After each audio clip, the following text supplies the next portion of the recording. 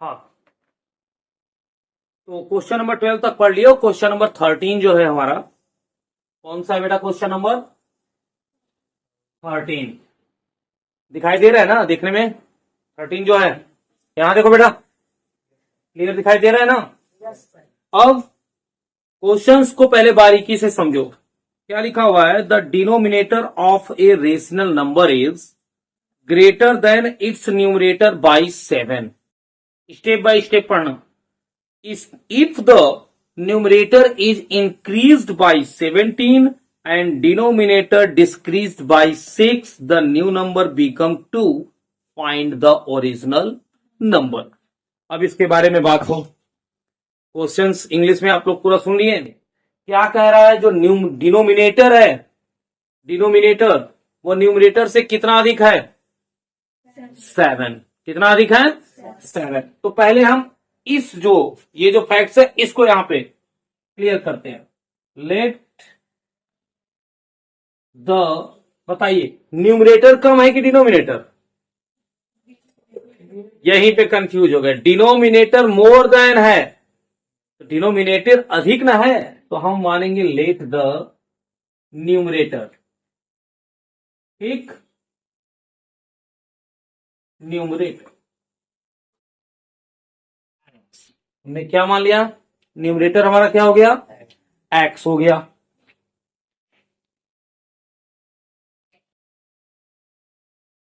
ठीक, अब जब न्यूमरेटर हमारा क्या हो गया? एक्स हो गया, देन डिनोमिनेटर क्या होगा बेटा?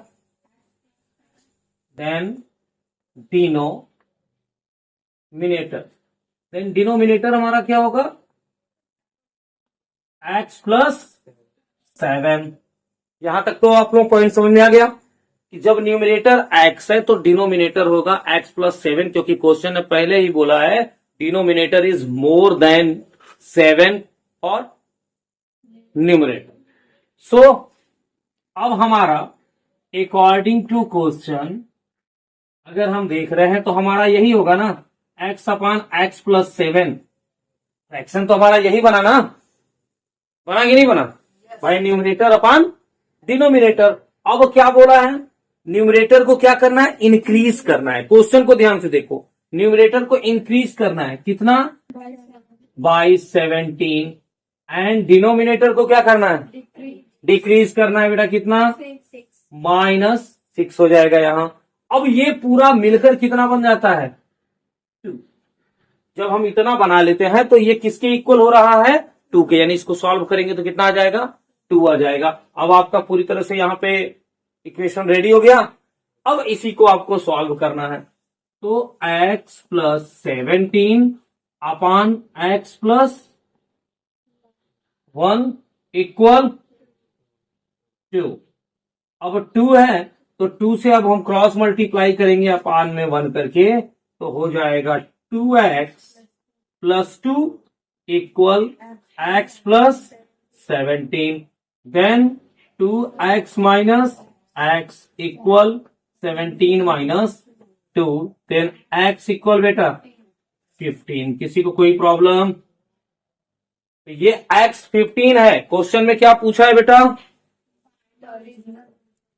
Find the original number. तो न्यूमरेटर हमारा आ गया? न्यूमरेटर हमारा आया कि नहीं आया? x क्या है हमारा?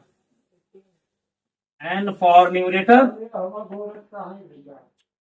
n फॉर न्यूमरेटर यानी कि 15, एंड d फॉर डिनोमिनेटर यानी कि 15 प्लस 7 इक्वल 22।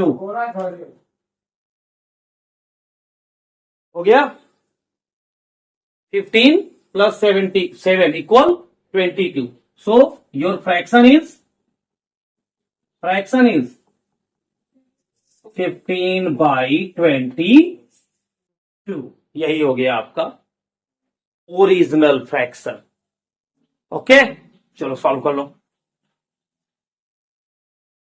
हाँ, अब ध्यान से एक बार फिर क्वेश्चंस को देखो। क्वेश्चन नंबर 14 दिया, एक फ्रैक्शन है, इसमें twice the numerator is more than denominator. अगर हम न्यूमरेटर का क्या कर देते हैं? ट्वाइस मीन्स 2 गुना, तो वो डिनोमिनेटर से, देखो यही फैक्ट बस छूटेगा, वही डिनोमिनेटर से क्या हो जा रहा है, 2 अधिक हो जा रहा है। तो यहां पे न्यूमरेटर जब हमने x माना, तो यहीं पे आपको समझना है, जब हमने न्यूमरेटर x माना तो उस समय डिनोमिनेटर x मानने के बाद न्यूमरेटर क्या होगा, तो न्यूमरेटर हमारा क्या बोल रहा है कि अगर न्यूमरेटर को हम n से संकेत कर रहे हैं, किससे, n से, तो अगर हम न्यूमरेटर को डबल कर दे रहे हैं, किससे, डबल कर दे रहे हैं, तो जो पहले से जो डिनोमिनेटर हम माने हैं वो कितना हो जा रहा है, x+2। यहीं पे समझने में हम लोगों से थोड़ी सी भूल हो जाती है। न्यूमरेटर अगर हम मान लिए n, तो अगर हम न्यूमरेटर का दूना करते हैं यानी ट्वाइस करते हैं, तो वो डिनोमिनेटर से कितना अधिक हो जा रहा है, 2 गुना हो जा रहा है। तो उस कंडीशन में n की वैल्यू क्या आ जा रही है, x+2/2, यानी न्यूमरेटर हमारा क्या है, x+2/2 और डिनोमिनेटर क्या है हमारा, x है। समझ गए। अब इस क्वेश्चन को सॉल्व कैसे करेंगे, इसको दिमाग में अपने स्थिर मानो। अब न्यूमरेटर को हम n लिखेंगे और डिनोमिनेटर को क्या लिखेंगे, d लिखेंगे, एकदम समझ जाना।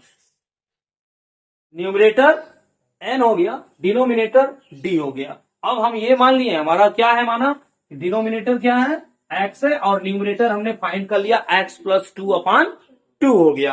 अब क्या कह रहा है क्वेश्चन में कि दोनों में +3 किया जाए, दोनों में क्या किया जाए, +3 किया जाए, तो इनकी वैल्यू किस में कन्वर्ट हो जाती है बेटा, 2/3 में। यहां तक बताओ किसी को कोई प्रॉब्लम नहीं है ना। अब देखना कितना ही आसानी से आ सकता है ये क्वेश्चन। अब क्रॉस मल्टीप्लाई करेंगे, 3 से करेंगे तो क्या होगा बेटा, 3n + 9 एंड 2d + 6। इस स्टेप तक किसी को कोई प्रॉब्लम नहीं है। अब यहां पर आने के बाद हम वैल्यू रख देंगे, n की वैल्यू कितनी है, ये n है, कैपिटल N कर लेना, ठीक ना। तो देखो ध्यान से, 3 ब्रैकेट में आपका हो जाएगा x+2/2 + 9 एंड 2d की वैल्यू x है, तो ये x और +6, कोई प्रॉब्लम नहीं है ना।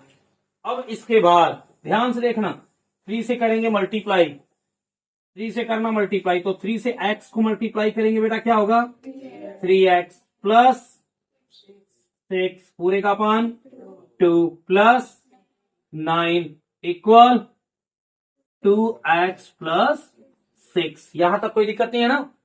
अब इसके बाद यहीं पे अगर आप लोग सही तरीके से इक्वेशन में चले गए तो ठीक है। अब ये जो 9 यानी कि जो हमारा कांस्टेंट है, इसको हम इसके साइड में भेजते हैं और वेरिएबल्स को उसके तरफ लेके आते हैं। तो 3x + 6/2 -2x एंड इक्वल 6 - 9, 6 - 9 हो गया, कोई डाउट। अब 3x + 6 और इस 2 से मल्टीप्लाई होगा, -4x पूरे का अपान 2 इक्वल -3, -3, 6 - 9 हो गया। अब 3x - 4x तो -x होगा, -x + 6 equal -6, then -x equal क्या होगा, -6 - 6, देन x इक्वल क्या हो जाएगा, 12 हो जाएगा कि नहीं हो जाएगा बेटा, क्लियर हो गया। अब हमारी x की वैल्यू आ गई। अब x की वैल्यू हमारी, x यानी कि क्या, डिनोमिनेटर आया, x यानी कि डिनोमिनेटर आ गया हमारा 12। तो न्यूमरेटर हमारा क्या है, ध्यान से देखना, न्यूमरेटर हमने क्या माना हुआ है, x+2 यानी कि 12 + 2/2 मीन्स 14/2, कहने का मतलब 7।